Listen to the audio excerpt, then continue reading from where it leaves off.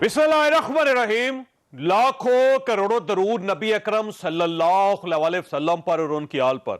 Supreme court के 5 रुकनी bench ने आज सेनेट के इलेक्शन में ओपन बैलेट के सदारती रेफरेंस का फैसला सुना दिया। फैसले के मुताबिक यह इलेक्शन आइन के आर्टिकल 226 के तहत खुफिया होगा। इलेक्शन कमीशन सेनेट के इलेक्शन को शफाफ बनाने के लिए जदीद टेक्नोलॉजी इस्तेमाल कर सकता है। इलेक्शन में करप्शन खत्म करना और इलेक्शन को शफाफ बनाना इलेक्शन कमीशन का काम है और वोट हमेशा के लिए खुफिया नहीं रह सकता। इस मुख्तसर फैसले पर अपोजिशन और हुकूमत दोनों कामयाबी के शादियाने बजा रहे हैं। ये आइडेंटिफिकेशन का जो फैसला आया है इस वक्त, वो सारा इख्तियार बेसिकली अब एक लफ्ज में चला गया 218 के इलेक्शन ऑर्गेनाइज और conduct election commission of Pakistan ने करना है। आज का जो फैसला है बहुत ही तारीखी फैसला है। बज़ाहिर तो यही लगता है कि जो सेनेट के इंतखाबात हैं वो आर्टिकल 226 के तहत होंगे। सुप्रीम कोर्ट के मुअज़्ज़ज़ जज साहिबान ने जिस बात की निशानदही की, इलेक्शंस को शफाफ बनाने के लिए टेक्नोलॉजी का इस्तेमाल होना चाहिए और इलेक्शन कमीशन ऑफ पाकिस्तान हर वो इकदाम उठाए जिससे कि शफाफियत सामने आ सके। उन्होंने ये भी कहा कि secrecy of the ballot Daimi नहीं है। अब ये इलेक्शन कमीशन ऑफ पाकिस्तान से हम रिक्वेस्ट करते हैं कि जो बैलेट पेपर्स हैं उनको टेक्नोलॉजी का इस्तेमाल करते हुए इस बात को यकीनी बनाएं सुप्रीम कोर्ट की राय की रोशनी में किस तरह से इन इलेक्शन को और इस सीक्रेसी को दायमी नहीं किया जा सकता। जो सीक्रेसी ऑफ बैलेट है उसको उन्होंने कहा कि पॉलिटिकल पार्टीज के लिए तो ये बैलेट खुफिया रहेगा, लेकिन इलेक्शन कमीशन के लिए खुफिया नहीं होगा, ताकि अगर हॉर्स ट्रेडिंग के इल्जाम आते हैं तो इलेक्शन कमीशन इंक्वायरी कर सके। हमने गुजारिश ये की है इलेक्शन कमीशन को कि जो सुप्रीम कोर्ट का फैसला है जो आपको एम्पावर्ड कर रहा है उसको आप मनोआन उसके ऊपर अमल दरामद करें। हतमी फैसला इलेक्शन कमीशन ने करना है, लेकिन सुप्रीम कोर्ट की एडवाइस जो है वो बड़ी वाज़ेह है। वो ये है कि वोट जो भी डालेगा वो आइडेंटिफाइएबल होगा, उसको पता चलाया जा सकेगा कि उसने वोट किसको डाला है। और यही वो असूल है जिसके ऊपर वज़ीर-ए-आज़म इमरान खान ने और काबीना ने ये रेफरेंस सुप्रीम कोर्ट को भेजा था। जो आईनी इदारा है कि वो इस मुल्क में शफाफ और गैर जानिबदार फ्री एंड फेयर इलेक्शंस करवाए। सारे माशाल्लाह मुशीर और वजीर जो है वो शुरू हो जाएंगे। एक फैसला उनके खिलाफ आता है तब भी वो शुरू हो जाएंगे ताकि वो कंफ्यूजन क्रिएट करें। लेकिन आपके भी सामने है कि उनका ऑर्डिनेंस जो उन्होंने जारी किया था वो कलअदम हो गया है, क्योंकि ऑर्डिनेंस जो है वो मुहीब था, मशरूत था इस बात पर कि आर्टिकल 226 का सुप्रीम कोर्ट कहे कि ये इलेक्शन आर्टिकल 226 के ताबे नहीं हो रहा। वो जबकि सुप्रीम कोर्ट ने इसके बरक्स कह दिया कि आर्टिकल 226 ही में ये इलेक्शन हो रहे हैं आइन में। इसलिए अगर कोई इसमें तरमीम मकसूद होगी तो आर्टिकल 226 आइन की तरमीम की जाएगी। इस पर ना ऑर्डिनेंस जो है मुतासर हो सकता है, ना ऑर्डिनरी कानून साजी इसके जरिए से जो है वो मुतय्यन कर सकती है खुफिया राय दही को। कहीं भी इलेक्शन पर कोई ऐसा निशान लगाना कि मुस्तकबिल में पता लग सके ये वोट किसने दिया है, ये नहीं होता। किसी शख्स को इख्तियार नहीं है सिवाय इलेक्शन कमीशन के कि उस वोट की जांच पड़ताल कर सके। जो ऑब्जर्वेशंस हैं सुप्रीम कोर्ट की इस फैसले के अंदर, उनका इतलाक सिर्फ आइन और कानून में तरमीम से हो सकता है और रूल्स के अमेंडमेंट से हो सकता है, कोई और तरीकाकार नहीं है। क्या यह फैसला इलेक्शन कमीशन के लिए तजावीज हैं या फिर ऑर्डर? फैसला हुकूमत के हक में हुआ या फिर अपोजिशन विनर है? और क्या इलेक्शन कमीशन सिर्फ एक दिन में जदीद टेक्नोलॉजी इस्तेमाल कर सकता है? ये तीनों सवाल हमारे आज के प्रोग्राम का इशू होंगे और हमारे साथ सबसे पहले साबिक अटॉर्नी जनरल इरफान कादर साहब मौजूद हैं। इरफान साहब, ये बताइएगा, ये फैसला हुक्म है या फिर तजावीज हैं? ये जी अदालत की राय है और वो राय उस सदारती रेफरेंस पे दी गई है जिसमें अदालत से ये पूछा गया है कि सेनेट के इलेक्शंस जो हैं वो आइन के नीचे होते हैं या कानून के नीचे होते हैं, और उसके जवाब में उन्होंने कहा कि जी आइन और कानून दोनों के नीचे होते हैं, और अगर दोनों के नीचे होते हैं तो फिर यकीनन आइन में साफ तौर पे लिखा हुआ है कि 226 के तहत ये इलेक्शन होंगे, तो इस पे तो कोई ऐसा उभाम अब नहीं है। अच्छा, ये कंफ्यूजन ये है कि गवर्नमेंट ये कह रही है कि जो हमारा मौकफ था वो अदालत ने मान ली है और अब कोई ऐसा बार कोड लगा दिया जाए या ऐसी टेक्नोलॉजी रख दी जाए जिससे ये पता चल सके कि वोटर ने किसको वोट दिया है। और दूसरी तरफ अपोजिशन ये कह रही है कि ये जो सदारती रेफरेंस था इसको रिजेक्ट कर दिया अदालत ने, इसको वापस भेज दिया। तो ये दोनों में से ठीक कौन सा लगता है आपको? जो सही सूरत हाल है वो ये है कि ओके बिल्कुल ठीक है कि अदालत ने कहा कि ये बार कोड लगा दिया जाए, लेकिन ये जो पैराग्राफ्स हैं सारे, ये सवाल रेफरेंस में नहीं था कि ये बार कोड लगाया जाए कि ना लगाया जाए, ये सवाल ही नहीं था रेफरेंस में। और जिस सुप्रीम कोर्ट के फैसले पे उन्होंने इंसाफ किया है सुप्रीम कोर्ट ने अपनी राय देते हुए, वो 67 का फैसला है, जबकि पाकिस्तान का 73 का आइन जो था वजूद में नहीं आया था और आर्टिकल 226 हमारे आइन का जो है उसकी रोशनी में कोई फैसला नहीं दिया जा सकता था 67 में। आर्टिकल 226 पे जो फैसला आया वो वसीम सज्जाद साहब का केस है, जिसमें कि सुप्रीम कोर्ट ने ये कहा था कि अगर बैलेट पेपर पर किसी किस्म का भी निशान ऐसा आ जाए जिससे कि उसकी तशखीस हो सके या जिससे कि उसका पता चलाया जा सके तो वो वोट ही इनवैलिडेट हो जाता है। तो वो जजमेंट है जिससे कि पता चलता है कि सीक्रेसी जो आइन में है वो बिल्कुल एब्सोल्यूट है, उसमें कोई अमर माने नहीं है, उसमें कोई इफ्स एंड बट्स नहीं है। अच्छा, ये फरमाइए सर, इस फैसले की कानूनी हैसियत क्या है? क्या इलेक्शन कमीशन पाबंद है कि जो कुछ जजेस ने इस पे लिख दिया है उसके ऊपर काम करे, या फिर इलेक्शन कमीशन इस पे इंडिपेंडेंट होगा कि वो क्या इसके लिए तजावीज करता है या क्या मैकेनिज्म इस्तेमाल करता है वो? इस फैसले की कानूनी हैसियत इसलिए नहीं है कि ये एक राय दी गई है और जिसको राय दी जाती है उस पर भी ये बाइंडिंग नहीं होता, तो हुकूमत पर भी ये बाइंडिंग नहीं है और फिर ये राय हुकूमत ने की है, इलेक्शन कमीशन ने सीख ही नहीं की। लिहाजा इलेक्शन मैटर्स पे उन्होंने जो इलेक्शन कमीशन की जो अटेंशन है इस बात पे मबजूल कराई है, उसकी तवज्जो इस बात पे मबजूल कराई है कि आर्टिकल 218 के तहत इलेक्शन कमीशन अपना काम करे, आर्टिकल 220 के तहत इलेक्शन कमीशन अपना काम करे, आर्टिकल 222 के तहत इलेक्शन कमीशन अपना काम करे। तो ये बातें आइन में लिखी हुई हैं, ये सुप्रीम कोर्ट को जरूरत नहीं है कि वो बताए उसको इलेक्शन कमीशन को, जैसे कि इलेक्शन कमीशन को चीजों का पता नहीं है। तो ये तमाम जी इसमें इरफान साहब एक और कंफ्यूजन ये जो जजेस की तरफ से ये फरमाया गया है कि वोट हमेशा खुफिया नहीं रह सकता, यानी इसको ओपन भी किया जा सकता है, तो ये जो लाइन है इसकी क्या हैसियत है कानूनी तौर पर? ये बिल्कुल खिलाफ आइन है, क्योंकि आइन में जो लिखा हुआ है सीक्रेसी ऑफ बैलेट के ये इलेक्शन सीक्रेट बैलेट से होंगे, उस पर किसी किस्म का कदगम ना तो किसी कानून साजी से लगाया जा सकता है और ना किसी ऐसे हुक्म से लगाया जा सकता है जो कि सुप्रीम कोर्ट दे, और उस हुक्म से जो कि सुप्रीम कोर्ट सिर्फ एडवाइजरी ज्यूरिसडिक्शन में दे उससे तो बिल्कुल ही ये कदगम नहीं लगाया जा सकता। अच्छा, ये फरमाइए सर, ये जो गवर्नमेंट की तरफ से मुतालबा किया जा रहा है कि इसके अंदर बार कोड लगा दिया जाए, जदीद टेक्नोलॉजी इस्तेमाल की जाए, या फिर जो पार्टी हेड है उसको बता दिया जाए कि किसने किसको वोट डाला था, ये बताएं इसके लिए यकीनन फिर पार्लियामेंट जाना पड़ेगा गवर्नमेंट को, इसके बगैर ये मुमकिन नहीं हो सकेगा, इलेक्शन कमीशन ये नहीं कर सकेगा? ये इलेक्शन कमीशन भी नहीं कर सकेगा, ये अदालत भी नहीं कर सकती और ये पार्लियामेंट भी नहीं करेगी, क्योंकि दुनिया की जितनी भी जमहूरियतें हैं पाकिस्तानी तर्ज की हैं, वेस्टमिंस्टर तर्ज की, बल्कि अब तो सदारती जितने निज़ाम है वहां पे भी ये तमाम जो इलेक्शन हैं ये सीक्रेट बैलेट से इसलिए होते हैं ताकि किसी शख्स पे जो वोट डालता है उस पर किसी किस्म का प्रेशर ना हो। तो अगर आप उस पर प्रेशर डाल देंगे, सीक्रेसी खत्म कर देंगे, तो वो तो सारा निज़ाम करप्ट हो जाएगा। अब तो जो मौजूदा निज़ाम है उसमें तो 2-4 लोग बिक जाते हैं, फिर तो कोई शख्स जो है अपनी मर्जी से वोट देने के काबिल नहीं रहेगा। तो आपका क्या ख्याल है सर, ये गवर्नमेंट को ये रेफरेंस से दायर करना ही नहीं चाहिए था, सदारती ऑर्डिनेंस आना ही नहीं चाहिए था, सुप्रीम कोर्ट ऑफ पाकिस्तान के पास जाना ही नहीं चाहिए था? ये बिल्कुल मेरा यही ख्याल है और मेरे ख्याल की तायीद या मैं उस ख्याल की तायीद भी कर रहा हूं जो जस्टिस याहिया अफरीदी ने दी है, और उन्हें बड़ी क्लैरिटी के साथ कहा है कि हमारे सामने कोई सवाल ही नहीं है जो कि आर्टिकल 186 में हमारे बताने का हो, लिहाजा हम इसको अनआंसर्ड वापस भेजते हैं। ये राय बिल्कुल सही है, क्योंकि वो 2 लाइनें हैं जहां पे लिखा हुआ है कि ये सीक्रेट बैलेट से इलेक्शन होंगे सेनेट के।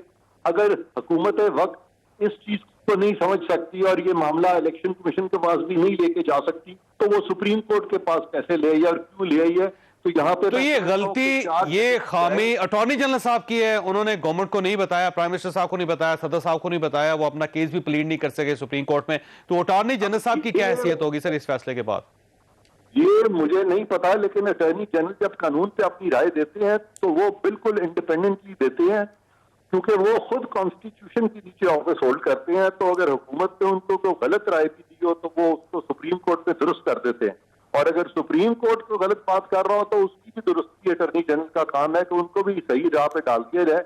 लेकिन यहाँ पे बजाय तो ये लग रहा है कि अटॉर्नी जनरल साहब इतने पैशनेट थे अपने इन इश्यूज के बारे में कि सुप्रीम कोर्ट खामोशी से वो सुनती भी रही और बहुत सारी बातें उन्होंने उनकी एक्सेप्टिव भी रही, और फिर एक ऐसा फैसला आया जो कि सरापा कंफ्यूजन का शिकार है कि एक तरफ कहा गया कि सीक्रेसी भी होगी और दूसरी तरफ कहा गया सीक्रेसी नहीं भी होगी, और रिलायंस प्लेस की 67 की जजमेंट पे, जबकि वसीम सजाद की जजमेंट जो है 73 कॉन्स्टिट्यूशन पे आर्टिकल 226 पे है, उसको नजरअंदाज कर दिया गया। तो अटॉर्नी जनरल ने, मैं समझता हूँ कि सही तरीके से वो अपना केस जो है वो प्रेजेंट नहीं कर सके और काफी मिसलीड हुआ सुप्रीम कोर्ट। ठीक है, आखिरी सवाल आपसे सर, ये फरमाइएगा कि इस इलेक्शन के बाद, ये जो 3 मार्च को इलेक्शन हो रहा है सेनेट का, इसके बाद कोई नया पंडोरा बॉक्स तो नहीं खुल जाएगा? क्योंकि ये फैसला भी आ गया, अब हुकूमत ये कह सकती है कि इलेक्शन कमीशन की जिम्मेदारी थी कि शफाफ बनाती, और इसमें देखिए हमारा मुखालिफ उम्मीदवार फलां जीत गया, उसके पास इतने वोट नहीं थे, तो इसका मतलब है कि शफाफियत को इंश्योर नहीं किया गया इस इलेक्शन के दरमियान। तो नया पंडोरा बॉक्स तो नहीं खुल जाएगा कहीं? जी, मुझे लग रहा है कि कुछ कोशिश की जाएगी कि पंडोरा बॉक्स उस खोल दिया जाए, ताकि अगर जो मुतवक्को रिजल्ट्स हैं जो हुकूमत तवक्को रखती है, अगर वो ना आए तो वो कोशिश शायद करें कि वो इसमें सुप्रीम कोर्ट को ड्रैग करें, कि ऑलरेडी सुप्रीम कोर्ट को कुछ हद तक ड्रैग करने में वो कामयाब हुए हैं, जिससे कि ये इंप्रेशन जरूर गया है कि सुप्रीम कोर्ट जो है वो एक सियासी दंगल में अपने आप को फंसाया है। तो सुप्रीम कोर्ट को अपने आप को सियासी कंट्रोवर्सी में नहीं फंसाना चाहिए और इससे इज्तनाब करना चाहिए। ठीक हो गया इरफान साहब, आपका बहुत बहुत शुक्रिया। इरफान साहब यहाँ पे छोटी सी ब्रेक लेंगे और ब्रेक के बाद मेहमानों के साथ दोबारा हाजिर होंगे।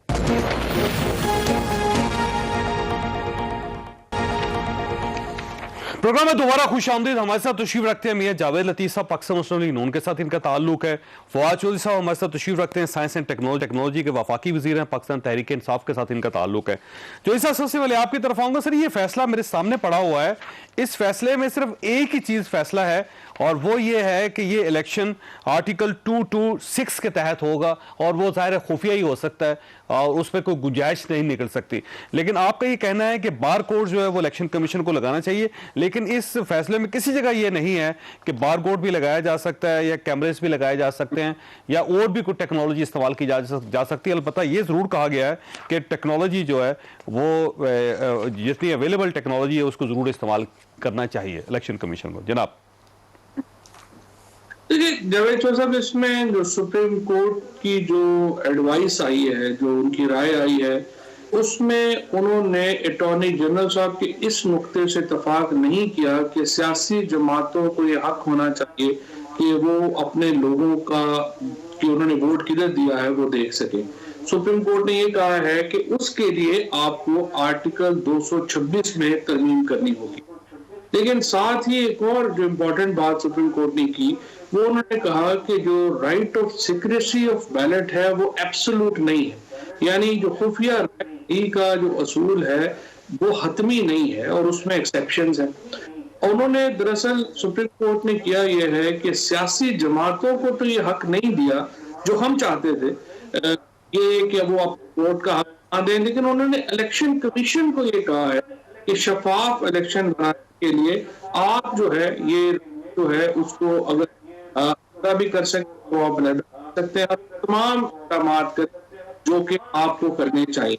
नहीं वो सही है चौधरी साहब, ये आपका ख्याल हो सकता है, लेकिन इस ऑर्डर में किसी जगह नहीं है कि इलेक्शन कमीशन जो है वो इंफॉर्मेशन वोटर की अपने पास रख सकता है या उसको रखना चाहिए। क्योंकि अगर इलेक्शन कमीशन भी वोटर की जो राय है उसको अपने पास रखेगा या उसको स्टोर करेगा या उसको देखेगा तो फिर वो आर्टिकल 226 की खिलाफ वर्जी है। नहीं, अगर आप पैरा 5 देखेंगे और 4 तो उसमें उन्होंने जो न्याज केस का हवाला दिया और सीक्रेसी ऑफ बैलेट जो है उसमें उन्होंने कहा कि उसकी जो हतमी नौयत है वो नहीं है। तो जब सुप्रीम कोर्ट ने ये असूल तय कर दिया कि हतमी नौयत नहीं है सिक्रेसी ऑफ बैलेट की, और फिर इलेक्शन कमीशन को साथ ही हुक्म दे दिया कि वो इसकी जो शफाफियत है उसको यकीनी बनाए, तो उसकी जो इंटरप्रिटेशन हमारे नजर में है वो सिर्फ यही है, इसमें आपने जो बैलेट पेपर है वो ट्रेसेबल होना चाहिए, क्योंकि अगर बैलेट पेपर ट्रेसेबल नहीं है तो फिर तो उसकी जो नौयत है वो हतमी होगी ना, उसकी खुफिया राय देगी। जब सुप्रीम कोर्ट ने, लेकिन सर इसमें यह भी तो हो सकता है ना कि आप जो आपके पास वोट हैं कुछ अरसे बाद आप उसको ओपन कर सकते हैं, लेकिन जो वोट है उसके ऊपर ये लिखा तो नहीं होता सर ये कि किसने डाला ये वोट, क्योंकि जब आप बार कोड लगा देंगे तो फिर इसका मतलब ये हुआ कि आपने वोटर की आइडेंटिफिकेशन उसको ओपन कर दिया, तो वो तो मेरा ख्याल है फिर ये जमहूरियत ना हुई, फिर ये इलेक्शन ना हुआ, फिर ये वोट्स नहीं है, फिर ये नहीं फिर अगर आपकी इस इंटरप्रिटेशन को ले तो फिर तो हिंदुस्तान में जमहूरियत नहीं आमरीयत है, क्योंकि वहां तो जो पार्टी प्रेसिडेंट का नुमाइंदा है अगर आप उसको दिखाए बगैर वोट डालेंगे तो आपका वोट ही इनवैलिड हो जाता है। इसी तरह से और कम से कम तो सर उसके लिए आपको कानून साजी करनी पड़ेगी। इंडिया में जो कुछ हुआ चौधरी साहब उसके लिए कानून साजी की गई, वो सुप्रीम कोर्ट ऑफ पाकिस्तान ने या सुप्रीम कोर्ट ऑफ इंडिया ने नहीं किया, तो आप भी कानून साजी कर लेना। कानून बनाना तो आपका हक है, आपका फर्ज है, आप कानून में कोई भी अमेंडमेंट कर सकते हैं, आप कर दें। नहीं कानून साजी नहीं, वहां पे इंडिया में तो कानून ही के जरिए ये लॉ लाया गया। यहाँ पे जो सुप्रीम कोर्ट है उसने कहा है, फर्क जो मैं आपको बताना चाहता हूँ, हिंदुस्तान में तो उन्होंने कहा कि जो आप आम कानून में उन्होंने तब्दीली की रिप्रेजेंटेशन ऑफ पीपल्स एक्ट में, और उन्होंने लोकसभा ने की ना वहां पे इंडिया में proper through proper channel parliament के अंदर बिल ला के ये तब्दीली की गई थी, तो आप भी कर लें। नहीं जावेद चौधरी जी, जरा आप बात समझेंगे तो आपको समझ आएगी ना, अगर आप इस एक ही बात को बार बार दोहराएंगे तो आपको खुद समझ नहीं आएगी। रिप्रेजेंटेशन ऑफ पीपल जो इंडिया में इलेक्शन एक्ट है उसको उन्होंने अमेंड किया, जो कि एक आम बिल की तरह उन्होंने उसको अमेंड किया, आइन में तरमीम नहीं इंडिया में आई। यूनाइटेड स्टेट्स ऑफ अमेरिका में उन्होंने जो तरमीम की उसमें उन्होंने डायरेक्ट इलेक्शन इंट्रोड्यूस करवाए, उसके लिए उन्होंने तरमीम की। यहाँ पर भी जो सुप्रीम कोर्ट से जो राय मांगी गई थी वो यही थी कि क्या इसमें आम कानून के जरिए अमेंडमेंट की जा सकती है या आईनी तरमीम चाहिए। तो सुप्रीम कोर्ट ने कहा कि नहीं, अगर तो आप पॉलिटिकल पार्टीज को ये राइट देना चाहते हैं कि वो वोट देखें जैसा हिंदुस्तान में होता है, तो आपको पाकिस्तान में आईनी तरमीम करनी होगी जो आर्टिकल 226 में तरमीम है। लेकिन इलेक्शन कमीशन को वोट देखने के लिए किसी तरमीम की जरूरत नहीं है, वो आर्टिकल 218 में इंश्राइंड है और उसके मुताबिक वो देख सकता है, क्योंकि मकसद ये था कि इलेक्शन जो है वो शफाफ होना चाहिए, उसमें हॉर्स ट्रेडिंग जो है नहीं होनी चाहिए, और जाहिर है कि इसी असूल को सुप्रीम कोर्ट ने मद्देनजर रखते हुए फैसला किया। नहीं, इसमें कोई शक नहीं। देखिए, इलेक्शन कमीशन की जिम्मेदारी है कि वो एक शफाफ एक क्लियर किस्म का इलेक्शन करवाए जिसपे किसी शख्स को किसी फरीक को कोई एतराज ना हो, ये उसकी ड्यूटी है। ये बिल्कुल ऐसे है जैसे अगर हम ये कहें कि नमाज आपने पढ़नी है लेकिन उससे पहले वुजू लाजम है आप पे, वो तो कुदरती बात है, वुजू करेंगे तो नमाज होगी, उसके बगैर नहीं हो सकेगी। अगर इलेक्शन कमीशन शफाफ इलेक्शन नहीं करवा सकता तो फिर इलेक्शन कमीशन की जरूरत ही कोई नहीं है। फिर ये तो इदारा बनाए इसीलिए ना, पुलिस से गिरफ्तार करना है, अदालत ने फैसला करना है, इलेक्शन कमीशन ने इलेक्शन करवाने और क्लियर करवाने, शफाफ करवाने। लेकिन इशू ये है कि इसमें एक नए पंडोरा बॉक्स भी खुल गया। ये जिस केस का हवाला आप दे रहे हैं, नियाज अहमद एंड अजीजुद्दीन का 1967 का केस है ये, लेकिन अब इस पे एक नई डिबेट ये शुरू हो गई है कि ये 1973 का आइन से पहले का केस है। जब 1973 का आइन आया तो उसमें 226 आया, तो अब इससे पहले के जो फैसले हैं क्या ये इस आइन पाबंद है कि उनको भी ये कॉपी करे या उनके ऊपर भी अमल दरामद करे? नहीं, देखिए, सुप्रीम कोर्ट जो है वो केसेस के फैसले जो होते हैं, फैक्ट्स तो हर केस का अपने होते हैं ना, वो प्रिंसिपल तय करते हैं। ये जो प्रिंसिपल जो सुप्रीम कोर्ट ने अपनी एडवाइजरी जुरिसडिक्शन में तय किया है वो बाइंडिंग है पाकिस्तान के तमाम इंस्टीट्यूशंस के ऊपर। 2005 से पहले सिचुएशन ये थी कि सुप्रीम कोर्ट का जो फैसला आर्टिकल 186 के अंदर यानी एडवाइजरी जुरिसडिक्शन में होता था वो बाइंडिंग नहीं था, लेकिन हसबा केस में 2005 में सुप्रीम कोर्ट के 9 जजेस ने यह फैसला किया कि नहीं, जो आर्टिकल 186 का फैसला होगा वो बाइंडिंग होगा और ये जो प्रिंसिपल है जिसकी तरफ आपने इशारा किया, ये अब इस केस में चूंकि 5 जजेस ने तय कर दिया है, तो ये जिस तरह से हुकूमत के ऊपर बाइंडिंग है, सुप्रीम कोर्ट के मातहत सिर्फ पाकिस्तान में पार्लियामेंट वो वाहिद इदारा है जो सुप्रीम कोर्ट के मातहत नहीं है, और एक्चुअली पार्लियामेंट जो है वो सुप्रीम कोर्ट के फैसलों को नल भी कर सकती है। उसके अलावा बाकी तमाम इदारे जो है वो सुप्रीम कोर्ट के मातहत हैं और उसकी जो हुक्म है वो उस पर लागू है, बशमूल इलेक्शन कमीशन। ठीक, मियां साहब ये फरमाइए सर, ये बहुत ज्यादा मैं जहां तक अंडरस्टैंड कर सका हूं फवाद साहब की गुफ्तगू को और गवर्नमेंट का जो मौकफ है उस पर, कि आप बहुत ज्यादा खुश ना हो, आप ये ना समझें कि आपने कोई मैच विन कर लिया है, अभी मैच विन नहीं हुआ और हो सकता है कि ये आपके खिलाफ फैसला आ जाए, क्योंकि ये जो एक फैसले के अंदर ये जो तजवीज़ है कि यूटिलाइजिंग टेक्नोलॉजी, ये हो सकता है गवर्नमेंट कन्विंस कर ले इलेक्शन कमीशन को। चौधरी साहब शुक्रिया। मैं एक हकीकत है कि फवाद चौधरी साहब एक वकील हैं, मुझसे ज़्यादा बेहतर तरीके से वो आइन की तशरीह कर सकते हैं, मगर मैं इनकी खिदमत में 2-3 चीज़ें ज़रूर अर्ज़ करना चाहता हूँ। पहले नंबर पर बात तो ये है कि आज के फ़ैसले के बावजूद भी मैं ये कहूँगा कि आइन कानून अगर तब्दील होना है, अगर आइन कानून पाकिस्तान के अंदर है तो फिर तो बड़ा वाज़ेह है कि उसमें तरमीम पार्लियामेंट कर सकती है, ना सुप्रीम कोर्ट कर सकती है, ना इलेक्शन कमीशन कर सकता है।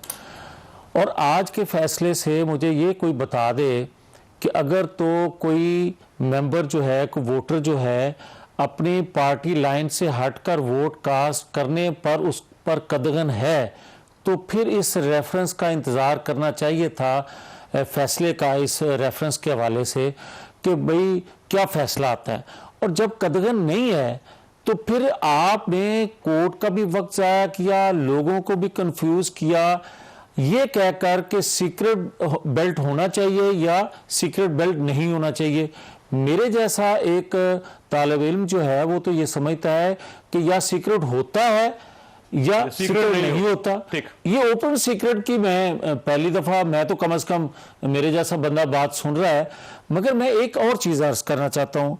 अब आ जाए कि सारे परिंदे चमगादड़ नहीं होते कि दूध भी दें और उड़े भी, ये तो नहीं वैसा करना है आपने। क्या आपने उड़ना है या दूध देने वाला जानवर बनना? अच्छा, अगर आपने उड़ना है या दूध देने वाला जानवर बनना है तो फिर मुझे ये बता दे कोई कि आप अगर इस पे तरमीम लाना चाहते थे, और ख़ास तौर पर मैं बड़ी अदब से गुजारिश करूँगा फवाद चौधरी साहब को भी कि भाई आप 2-2.5 सालों में तो जो कुछ करते रहे होता रहा, मगर 1.5 माह से जो कौम को आपने अजियत में मुब्तला किया हुआ है, शेख हफीज को आपने मेंबर बनाने के लिए आप ना कोई कानून देख रहे हैं, ना कोई आइन देख रहे हैं, बुछाड़ रहे हैं हर चीज को, हर एक पे अदम एतमाद कर रहे हैं, अपने अरकान असेंबली पर भी अदम एतमाद कर रहे हैं। और ये भी बड़ी माजरत से कि ये बार बार अरकान असेंबली के बारे में जो आज के प्राइम मिनिस्टर हैं वो कह रहे हैं, इरशाद फरमा रहे हैं कि जनाब बिकते हैं।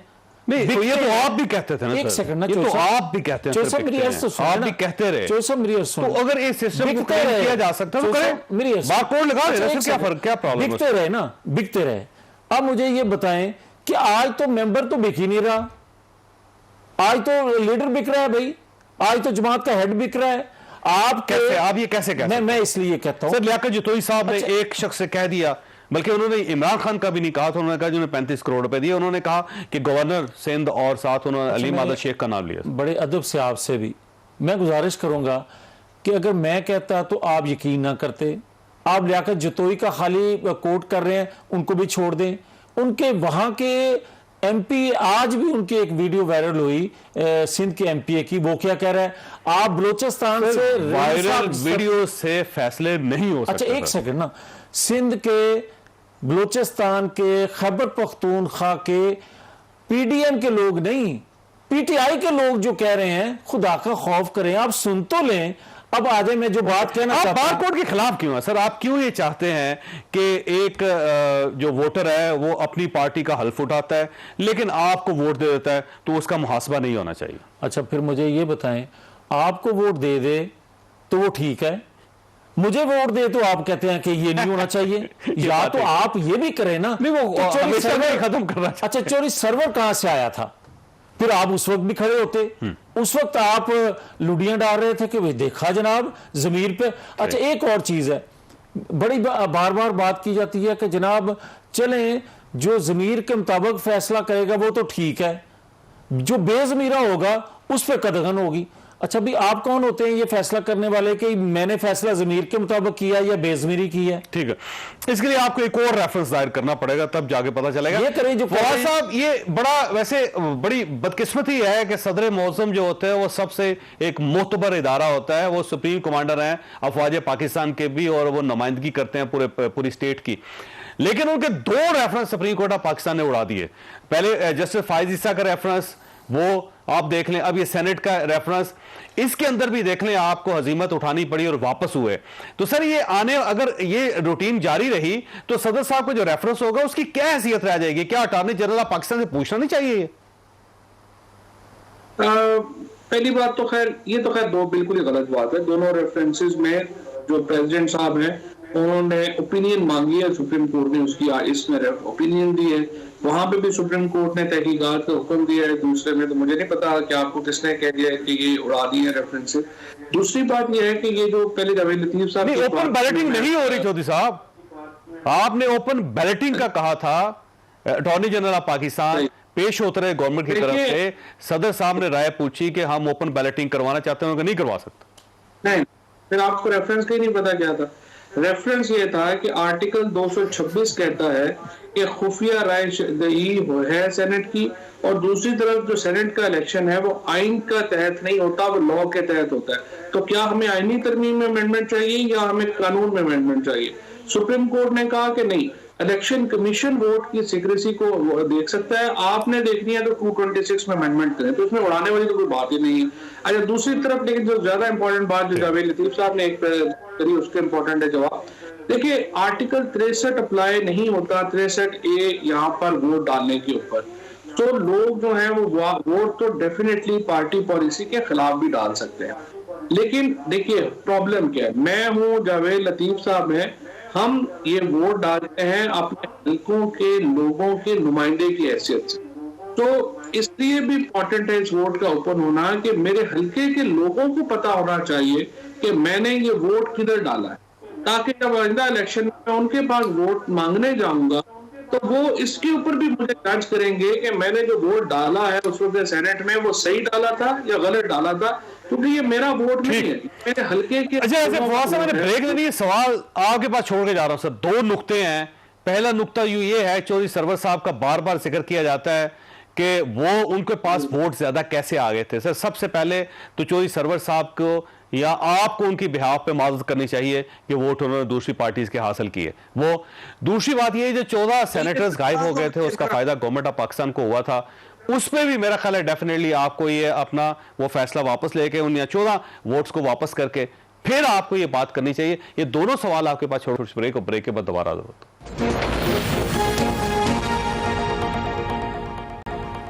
प्रोग्राम में दोबारा खुश आमदीद जी। फवाद चौधरी साहब, आपके पास सवाल छोड़ के गया था कि चौधरी सरवर साहब जब सेनेट का इलेक्शन लड़ रहे थे तो सर 30 वोट थे उनके पास, 44 उनके डब्बे से निकले थे। वो 14 वोट कहां से आ गए, उस पर ज़ाहिर माफी मांगनी चाहिए और चौधरी सरवर साहब का मुहासबा होना चाहिए पार्टी की तरफ से। और सेम इसी तरह सादक संजरानी साहब जब उनके खिलाफ अदम एतमाद हुई, 14 वोट वहां से भी गायब हो गए अपोजिशन के। तो इसका क्या जवाब है सर हुकूमत के पास? अच्छा, अब मैंने आपको पिछले जब प्रोग्राम आपने खत्म किया तो मैं आपको प्रिंसिपल ये बता रहा था कि वोट ओपन इसलिए होना चाहिए कि मेरे हल्के के लोग जो हैं वो जब मैं उनके पास जाऊं तो उनको पता हो कि मैंने अपना वोट जो है वो किसको डाला। अब ये चौधरी सरवर साहब की एक क्लासिक मिसाल है इसमें। चौधरी सरवर साहब जो है वो पंजाब में अराइयों के लीडर है, और जो भी अराई जो है वो चाहे फ्रेंकली PMLN में होगा, पीपल्स पार्टी में होगा, वो चौधरी सरवर को वोट डालेगा। जिस तरह से ये जावेद लतीफ साहब जो है वो अपना मेरे भाई है और इनको पता है कि मैं पंजाब से इलेक्शन लड़ूंगा, तो इनकी तरह के कई 2-4 लोग होंगे जो मुझे वोट डालेंगे। और क्योंकि मेरा उनसे ताल्लुक है, मेरा उन पे जो है वो एक, मैं समझता हूँ कि बड़ी हमारी दोस्तियां हैं, वो जो अपने लोग हैं वो जो एक कन्विंसिंग करके या एक, मैं समझता हूँ कि ये कैंडिडेट बेहतर है दूसरे से, वो फिर वोट एक अलग है। लेकिन अगर मैं नोटों की दथियां गिन के वोट डाल रहा हूं, जैसे आपने वो वीडियो में देखा, वो वोट की नोयत बिल्कुल और है और उसके ऊपर आर्टिकल 63 अप्लाई होगा जो कि करेक्टर के ऊपर है। तो ये आपको एक मलहूज रखना है फर्क जब आपके वोट जो है वो डाल रहे हैं। इसी तरीके से जो सर प्राइम उसके लिए मिनिस्टर तो साहब को आपको याद सारे एविडेंस देना पड़ेगा ना कि ये वोट खरीदा गया है और ये वोट जो अपनी जमीर की आवाज पे हुआ है, इसका फैसला कौन करेगा। और दूसरा ये याद रखें कि यूसुफ गिलानी साहब, उनका ताल्लुक साउथ पंजाब से है और 22 अरकान इस MNA है जो उनके दोस्त भी हैं और उनका दूसरी पार्टी के साथ ताल्लुक है, जहांगीर तरीन साहब के साथ उनके फैमिली रिलेशंस भी हैं, रिलेटिव्स भी हैं उनके, और वो 22 वोट जो हैं इस वक्त जहांगीर तरीन साहब के पास हैं। वो 22 के 22 लोग यूसुफ गिलानी साहब को वोट देना चाहते हैं इसलिए कि वो उनके वसेब के हैं। तो फिर आप एक्सेप्ट करें इसको? देखिए, बात यह है कि पहली तो मैं आपको बता दूं कि फिर आपको तरीन साहब का ताल्लुक ही नहीं पता हफीज शेख साहब से क्या है। जितना ताल्लुक जहांगीर तरीन का हफीज शेख साहब से है उतना शायद उनका किसी से भी नहीं ताल्लुक होगा। और जब भी उनके ऊपर मुश्किल वक्त भी अगर आया, शेख साहब का तो बहुत ताल्लुक था ना सर, जितना ताल्लुक उनका जनरल मुशर्रफ साहब के साथ था, जितना ताल्लुक उनका पर्सनल पीपल्स पार्टी के साथ था, जितना ताल्लुक आज उनका आपकी पार्टी के साथ, जितना ताल्लुक उनका IMF के साथ है, सारी दुनिया जानती है। नहीं, वो तो जाहिर है पाकिस्तान के जाने माने टेक्नोक्रेट है, तो IMF वगैरह में तो उनके ताल्लुक होंगे ही, उनसे उनका नहीं होना तो किसका होना। तो दूसरी बात यह है कि जो जहांगीर तरीन साहब के ऊपर जो भी वक्त आया है, हफीज शेख साहब उनके लिए खड़े हुए हैं। सो हफीज शेख के लिए जितना इस वक्त मेरा ख्याल है इन इलेक्शन में भी जहांगीर तरीन साहब ने आउट ऑफ वे जाके काम किया है। और इसलिए आप देखेंगे साउथ पंजाब हो, नॉर्थ पंजाब हो, सेंट्रल पंजाब हो, ये हफीज शेख इंशाल्लाह मेरा ख्याल है 190 से ज्यादा वोट जो है वो लेके जीतेंगे। गिलानी साहब से देखिए, मेरा तो बहुत ही एहतराम का ताल्लुक है, तो उनसे बहुत ही जाती बहुत एहतराम है। जी जी बिल्कुल। लेकिन जब आप एक पार्टी लाइन के ऊपर आए हैं, जैसा मैंने आपको अर्ज किया, मैंने अपने हलके के लोगों को जस्टिफाई करना है ना कि मैं वोट कैसे दे रहा हूँ और किसको दे रहा हूँ। मैंने वापस सबसे पहले तो मैं जवाबदेही मेरे अपने हलके के लोगों को है और मैं अपने आप को उनका जवाबदेह समझता हूँ, जिनकी वजह से कोई मुझे इज्जत मिली है जो तो मेरे हलके के लोगों की वजह से मिली है। तो इसलिए मैंने जब भी वोट देना है, मैंने अपनी उस लाइन को सामने रख के वोट देना है, वो ओपन होना चाहिए और लोगों को पता होना। वो 14 वोट सादत संजरानी साहब के वक्त गायब हो गए थे, उन्होंने अपने हलके को जवाब नहीं देना, वो क्योंकि सीक्रेसी थी ना। यही तो इमरान खान जब कहते हैं आप ओपन कर दें, उस वक्त आप फिर क्यों मुखालफत कर रहे होते हैं? ये सबसे ज्यादा जो इस्तेमाल अनफॉर्चुनेट, आप देखिए 2006 की COD में दोनों बड़ी पार्टीज ने तय किया कि हम ओपन करेंगे। 2015 में PMLN एग्जैक्ट ये लॉ लेके आई कि हम ये करेंगे। अब इनको जरदारी साहब ने ये किस्सा समझा दिया कि पता नहीं हम जो है वो पैसे दे लेंगे, ये लोग जाके देखिए जहां पे to be fair with PMLN का तो रोल सारा था ना पंजाब में, वहां तो इलेक्शन ही बिला मुकाबला हो गया और सब पार्टी ने अपनी अपनी स्ट्रेंथ के ऊपर वोट ले लिए। ये पीपल्स पार्टी के इस वक्त जो है वो बिलावे में आके ये उनकी एवं जो है बगल बच्चा बन गए इस मामले में, हालांकि इनको अपने असूल पे कायम रहना चाहिए था। और पीपल्स पार्टी का कि हमने वोट जैसे वो सिंध में लोगों पे कर रहे हैं, आपको वैसे अपने पुराने असूल याद नहीं है और आपका ख्याल ये है कि जहांगीर तरीन साहब अभी 22 वोट जो हैं वो उठा के यूसुफ गिलानी साहब को दे देंगे, ये आपको गलत फहमी है? चौधरी साहब, गुजारिश ये है, जब ये कहा जाता है ना कि इलेक्शन कमीशन को हदायत कर दी गई है कि ये इलेक्शन जो है वो साफ शफाफ होना चाहिए, इलेक्शन कमीशन की तो जिम्मेदारी है कि हर इलेक्शन को साफ शफाफ करवाए। ये किसी ने कह दिया कि बाकी इलेक्शन जो है वो जिस तरह मर्जी हो जाए। आप देखें कि डस्का का जो इलेक्शन है उस पर जो फैसला आया चीफ इलेक्शन कमीशन ने किया, उस पर तो स्टे में जाने की कोशिश कर रहे हैं या अपील में जाने की कोशिश कर रहे हैं, उसको तो मान नहीं रहे। अब इसी तरह मैं अर्ज करूंगा कि अगर प्राइम मिनिस्टर साहब ये जो फरमाते थे कि मुझे 50 करोड़ 70 करोड़ रुपए की ऑफर हुई, उसका नाम लेना, प्राइम मिनिस्टर हैं, या माफी मांगे कौम से कि मैंने गलत बयानी की है, या तो उसका नाम ले लें तो हम मानेंगे कि उनके खिलाफ कोई एक्शन हुआ है। बतौर प्राइम मिनिस्टर इन्होंने किया कि मुझे आपने रिश्वत की ऑफर की है, मुझे खरीदने की कोशिश की है, या तो माफी मांग लें। अगर माफी नहीं मांगते तो फिर हम समझते हैं कि ये झूठ बोल रहे थे।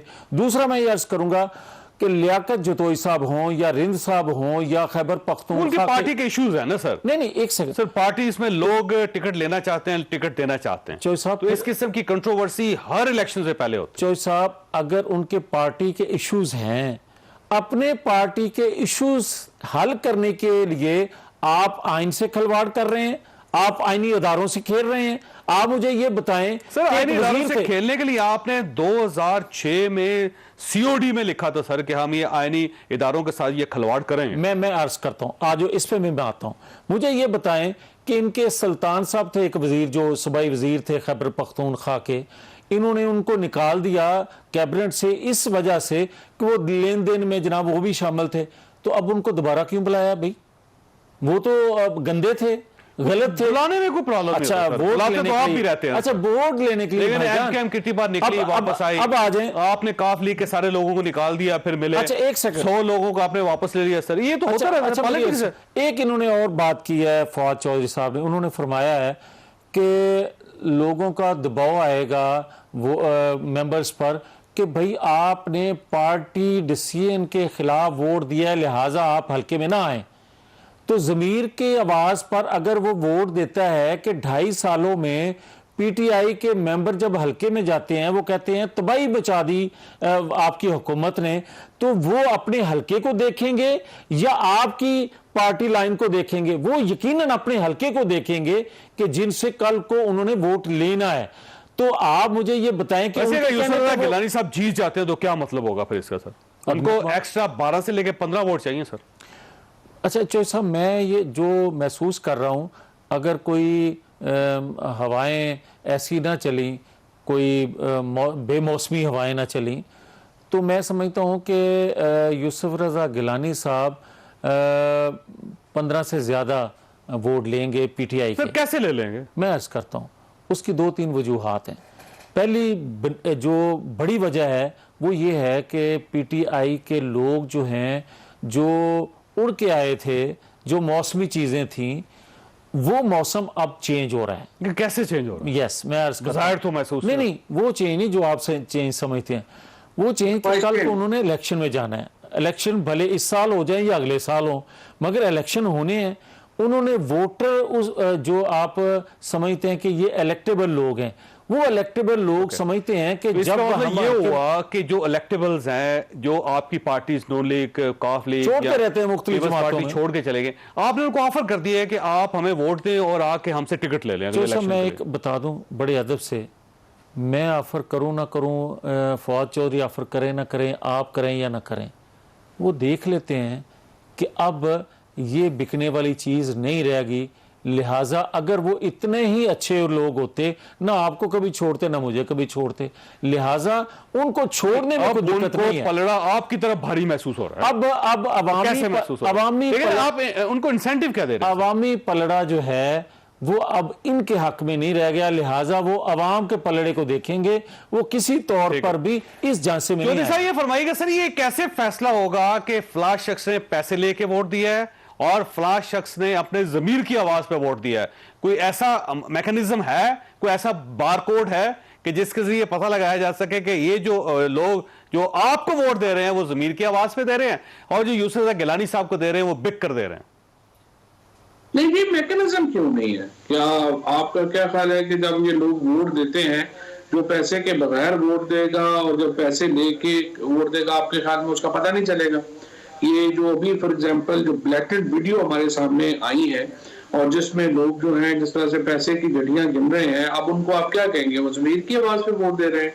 सो हमेशा जब आती है उसकी सर्कमस्टांशियल एविडेंस होती है, आपके सामने तमाम हालात और वाकयात होते हैं, मारूजी हालात होते हैं जिनका आप जायजा लेके आप एक अपनी ओपिनियन कायम करते हैं और उसके ऊपर फिर इन्वेस्टिगेशंस होती हैं, फिर आपके इंटेलिजेंस इदारों को आप उसमें शामिल। इन्वेस्टिगेशन कौन करेगा सर? नहीं, आप कोई ऐसा मैकेनिज्म बना रहे हैं कि अगर इस इलेक्शन के अंदर कोई ऐसी गड़बड़ हो तो आप उन सब लोगों को एफआईए के हवाले कर दें या पुलिस केस बना दिया जाए? पर कोई ना कोई मैकेनिज्म तो होगा ना सर? नहीं, वो तो देखिए सेक्शन 103 में जो इलेक्शन एक्ट है उसमें पहली इलेक्शन कमीशन के पास पूरा मैकेनिज्म मौजूद है। इलेक्शन एक्ट में वो जिस तरह से अभी इलेक्शन कमीशन ने ये जो वीडियो है उसका नोटिस लिया है। इलेक्शन कमीशन इन्वेस्टिगेटिव अदारा नहीं है, वो इन्वेस्टिगेशन नहीं करता। नहीं, लेकिन तमाम इन्वेस्टिगेटिव इदारे जो हैं वो बाउंड है इलेक्शन कमीशन को अपनी मुआवनत देने के, और आर्टिकल 220 यही कहता है तमाम इदारे पाकिस्तान के जो हैं वो इलेक्शन कमीशन को अपनी मुआवनत देने के पाबंद हैं और वो जिसको भी कहेंगे वो करेगा। अभी फॉर एग्जांपल ये वीडियो में जो 4 सेनेटर्स जो मुंतखब हुए हैं जिनको हमने नोटिस दिया है कि वो आके बताएं, हम इसके बाद इनका केस इलेक्शन कमीशन को भेज देंगे और वो इलेक्शन कमीशन पहले एफआईए को भेजना हुआ, एफआईए को अगर सर भेजेंगे, इस उसके बाद इलेक्शन नून लीग या पाकिस्तान पीपल्स पार्टी एक शिकायत इलेक्शन कमीशन में कर देती है कि चौधरी सरवर साहब भी इलेक्ट हुए थे और आज वो गवर्नर हैं, उनको भी बुलवाया जाए और उनको गवर्नरशिप की सीट से भी फारग किया जाए, तो फिर आपके पास क्या क्या जवाब होगा सर उसका? तो वो बिल्कुल, अगर पीएमएलएन के पास ये एविडेंस है कि उन्होंने कन्विंसिंग के ऊपर नहीं और उस तरह से इलेक्ट हुए हैं जिस तरह से खैबर पख्तूनख्वा से पीपल्स पार्टी और पीएमएलएन के सेनेटर्स हुए, तो एविडेंस लें और फॉर श्योर वो मूव करें। ये कुछ सवाल करना चाह रहे हैं आप? मैं फवाद चौधरी साहब बड़े अदब से गुजारिश करूंगा कि मुझे ये बता दें कि 14 वोट चौधरी सरवर साहब ने जायद लिए, अब सबूत की कोई जरूरत है? मैंने पूरी डिटेल से बताया कि कैसे मिले। मियां साहब, जनाब को भी वोट मिलेंगे अगर आप खड़े होंगे। चलें, मैं आपकी बात ही मान लूं कि जो आपने डिटेल बताई है, फिर भी क्या वो मुनासिब था? देखिए, ये बात ये है कि ये तो फिर राई बरादरी से पूछो, जनाब वोट नहीं समझ रहे उन्होंने। कल गिलानी जड़े ने वो सैयद जड़े ने वो उन्होंने वोट कर देंगे ने इफ्तार यूसुफ गिलानी साहब को, तो फिर आप क्या कहेंगे कि बरादरी बेस पे उन्होंने वोट दे दिया उनको? जो मरीद है उनके वोट पोल कर देते हैं उनको, तो क्या आप कहेंगे मरीदों ने पीर को वोट दे दिया? फिर ठीक है, ऐसा ना करो जी अपने आप में चीज सूट कर दी हो ठीक है, जी मेरे वास्ते भी वो गलत है। नहीं, लेकिन जावेद लतीफ साहब, मैं तो आपकी बात की मुखालफत ही नहीं कर रहा। मैं ये कह रहा हूँ ये फैसला करना कि फॉर एग्जांपल मेरे हल्के में मेरे यहाँ बड़े लोग हैं जो पीरों के ज़ेरे असर हैं, लेकिन मुझे फिर पीर साहबान के पास भी जाना पड़ता है ना कि सर मेहरबानी करो तो सानू भी चिट लिख के दो जो तुसी अपने हल्के च कर दो। ये चीज तो और है ना, ये तो फिर ताल्लुक वास्ता कन्विंसिंग यही है ना पॉलिटिक्स। पीर दूसरे को क्यों वोट देने देगा? मैं तो यही कह रहा हूँ ना, ताल्लुक वास्ते के ऊपर जो वोट पड़ना है वो तो पढ़ते हैं ना जी, वो तो हमें भी पढ़ते हैं, आपको भी पढ़ते हैं, उसको तो आप नहीं रोक सकते सर। ताल्लुक तो वोट पे यूसुफ गिलानी साहब अगर ताल्लुक वास्ते पे वोट ले लें तो फिर वो जस्टिफाइड होगा, क्योंकि आज उन्होंने सबको खत लिख दिया, उन्होंने इमरान खान साहब को वोट भी मांग लिया, आपको भी खत आया होगा। हम कल जवाब देंगे की वजह से मुझे मशकूक है आप भी। अब देखिए सर, आप मशीर रहे हैं उनके, और बाबर अवान साहब भी मशीर रहे हैं उनके, वो एमएनए नहीं है, लेकिन सर आपका वोट है, आप तो मशीर भी रहे हैं, आपको पुराने हवाले दे सकते हैं कि आप मेरे पास होते थे, फला वक्त आपसे मुलाकात होती थी, वो एक पुराना हवाला आपको दे देंगे, तो फिर तो मेरा ख्याल है आप पाबंद हो जाएंगे वोट देने के उन्हें। देखिए, मेरा तो मैंने पहले आपको कहा कि बड़ा एहतराम है, कल इंशाल्लाह ताला उनके जो खत है तो उसका जवाब देंगे इंशाल्लाह, 2-3 बजे तक इंशाल्लाह कल जवाब देंगे। ठीक हो। अच्छा सही फरमाइए, अगर यूसुफ गिलानी साहब जीत जाते हैं तो आप उनकी जीत को चैलेंज करेंगे? देखिए, उनका जीतने का कोई चांस ही नहीं है, ऐसे में क्या चैलेंज क्यों करना है? वो कम से कम 20-25 वोटों के फर्क से हफीज शेख जीतेंगे, तो इसलिए कोई ऐसी बात ही नहीं, ऐसे सोचना ही क्यों? ये सोचने वाली बात ही नहीं है। तो फिर इतनी गवर्नमेंट परेशान क्यों है सर? ये क्यों चाह रही है कि बार कोड लग जाए, एक दिन में ही लग जाए? और गवर्नमेंट, आप टेक्नोलॉजी के वजीर हैं, आप कह रहे हैं कि हम एक रात के अंदर, एक दिन के अंदर बार कोड्स लगा देंगे सारे बैलेट पेपर्स पे। अगर आपको कोई परेशानी नहीं है, क्योंकि एक ही इलेक्शन है जो आपको परेशान कर रहा है, तो फिर तो कोई इशू नहीं। ये मैं आपके पास एक सवाल छोड़ के जा रहा हूँ, छोटे ब्रेक के बाद दोबारा जरूर।